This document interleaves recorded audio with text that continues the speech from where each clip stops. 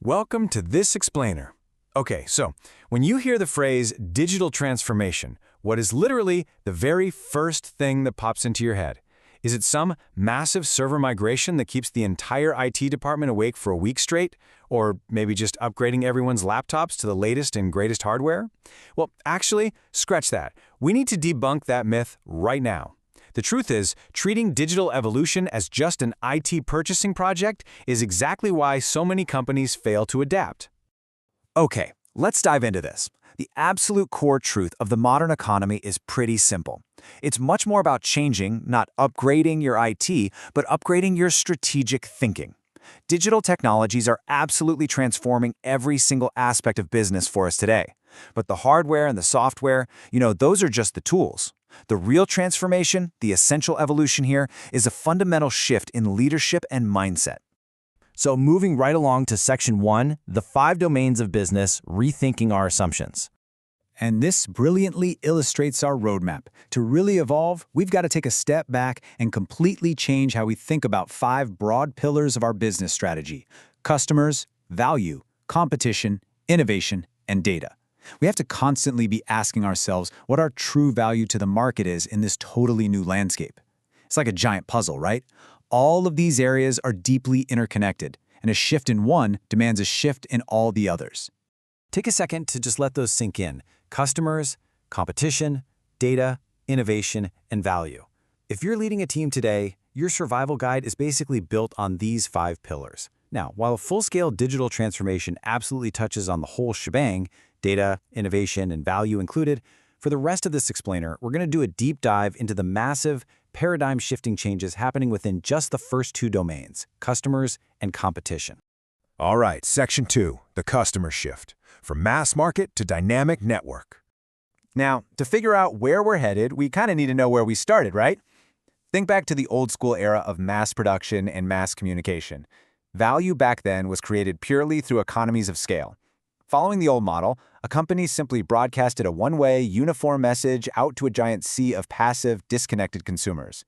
You built a product, you advertised it on TV, and they bought it. End of story. In that model, influence and brand identity were entirely created and controlled by the company. But here's the thing. We have to completely unlearn that behavior because we're transitioning out of that old world of mass market scale and into a new world, the dynamic customer network. Today, communication just isn't a broadcast anymore. It's a two-way, multifaceted conversation. Customers are absolutely not passive targets just sitting at the end of a megaphone. They're an active, highly dynamic network that we, as businesses, have to actively participate in rather than just dictate to. Now, what's really interesting here is just how chaotic yet incredibly connected this new world looks. The company is no longer just shouting into a void. It's totally intertwined with comments, blogs, Google searches, YouTube, Twitter, and user forums. Look at the flow of information now. Customers are talking to each other just as much as they're talking to you. It's this web of continuous interaction where your brand is constantly being shaped by the network itself. To put this into perspective, let's look at 2 great real-world examples: Kind Snacks and Pepsi's Doritos. Obviously very different products, but both of these brands share a crucial realization. They know their brand is no longer something they just cook up themselves in a corporate boardroom. They actually view their customers as real-world co-authors. For instance, Doritos has famously crowdsourced their Super Bowl commercials, letting fans literally create their biggest marketing moments. Meanwhile, Kind relies heavily on community acts of kindness, mobilizing their own consumers to spread their core message. They're constantly asking, how do we engage the network and bring the story to life through them? Moving right into Section 3, redefining rivalry. Welcome to asymmetric co-opetition. So we've traditionally thought of business as this simple zero-sum game between identical firms. Meaning for me to win, the guys who look exactly like me have to lose. Well, not anymore.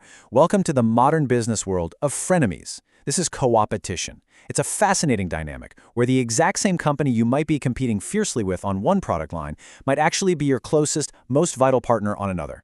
And hey, if co-opetition wasn't complex enough for you, we also have to navigate asymmetric competition. This defines a reality where you're no longer just competing with companies that look like yours.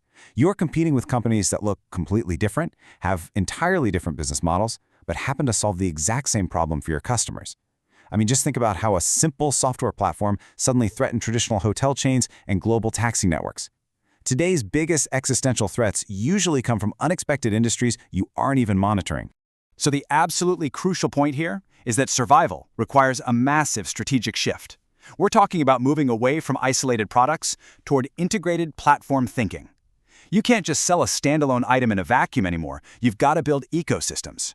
You must collaborate, integrate, and basically design your business as a platform that creates value by facilitating interactions between your partners, your frenemies, and that incredibly dynamic customer network. Which brings us to Section 4, Changing Your Strategic Thinking, the Digital Imperative. Look, surviving the modern economy isn't just about buying new tech. It requires completely rewiring how you view your business. Let's walk through the vital steps. First, you absolutely must shift your leadership mindset far beyond simple IT upgrades. Second, stop broadcasting. Start engaging your customers as a dynamic, co-creating network that builds your brand right alongside you. And finally, you've got to embrace platform thinking to navigate a world completely defined by asymmetric coopetition. So I want to leave you with this one final provocative question to chew on. Are you still just upgrading your IT, or are you finally ready to upgrade your strategic mindset? Take a really hard look at those 5 domains in your own organization, especially how you're interacting with your customers and your competitors. Thanks so much for joining me for this explainer, and I really hope this gives you a powerful new lens for navigating digital transformation. See you next time.